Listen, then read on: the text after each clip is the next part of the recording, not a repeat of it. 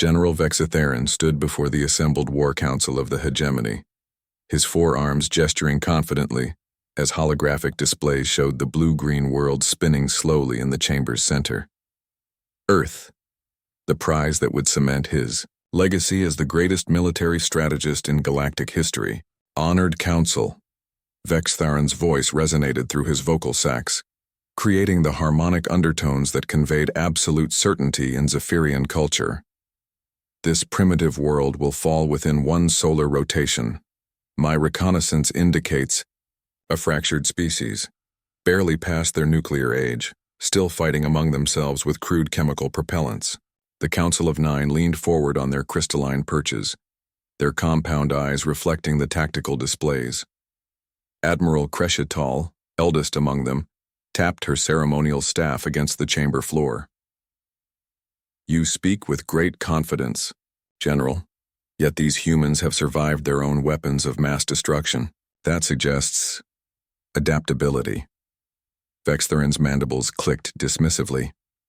Survival through luck, not skill. They lack unity, lack purpose. I have studied their communications. They cannot even agree on basic resource distribution among their own kind. When faced with superior hegemony forces, they will crumble like sand sculptures in a solar storm. The hologram zoomed in, showing major population centers across Earth's continents. 3,000 vessels of the Crimson Fleet await my command. Each ship carries enough firepower to level their largest cities. We will demonstrate our superiority, demand surrender, and claim their world for the hegemony's expansion. Simple, efficient, final. And if they refuse?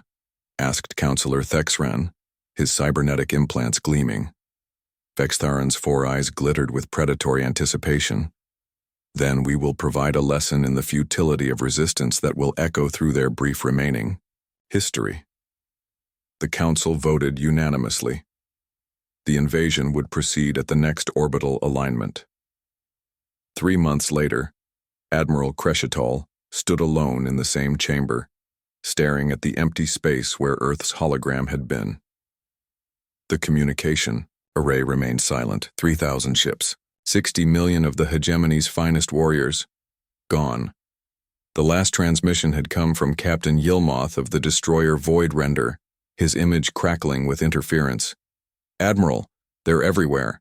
How are they everywhere? Our sensors show impossible acceleration curves. They shouldn't be able to. Admiral, they're using our own weapons against us. How did they? Static. Then nothing. The door chimed and Crescital's aide entered hesitantly. Admiral, we've received a transmission from Earth. Show me. The holographic display activated, revealing a human female in what appeared to be a military uniform. She was young by human standards, perhaps 30 of their years, with dark skin and calm, intelligent eyes. Behind her stood others, humans of various ages and ethnicities, all wearing similar uniforms. I am Admiral Sarah Chen of the United Earth Defense Force, the human said, her voice clear despite the vast distance. We believe this belongs to you.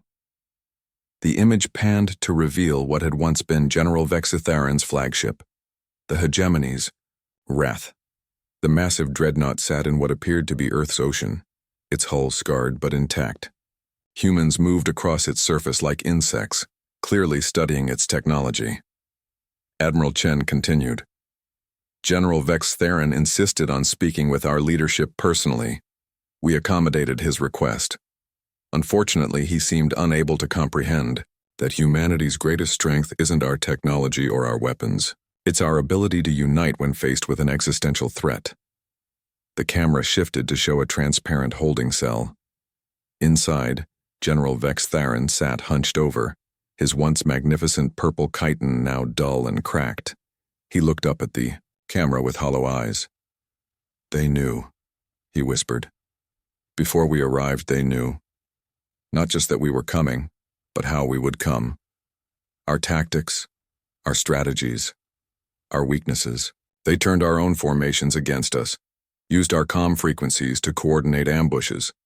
It was as if we'd been fighting the hegemony for centuries? Admiral Chen's voice was gentle, almost sympathetic. General, did you really think you were the first to threaten Earth? In the past 50 years, we've faced 14 different invasion attempts. The Vrex Consortium, the Silicon Brotherhood, the Hive Collective. Each time they underestimated us. Each time they thought we were just another primitive world ripe for conquest.